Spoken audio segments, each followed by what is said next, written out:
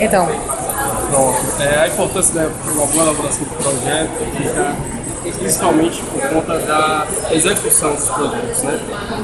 O pessoal que executa a obra precisa ter projetos muito bem feitos e que tenham coerência entre si, para que a gente consiga executar esse projeto e fazer uma loja bem estruturada, sem problema de elétrica, sem problema hidráulico, sem problema de exaustão. Principalmente numa loja dessa de fast food, que a exaustão é um problema bem sério e bem importante. Então, assim, os projetos estruturais mesmo e os projetos de elétrica e exaustão são bem fundamentais e que são para bem coerentes e muito bem feitos. Então, assim, a importância de contratar uma empresa para fazer esses projetos fica bem por conta desses problemas que a gente encontra e se depara com esse tipo de loja.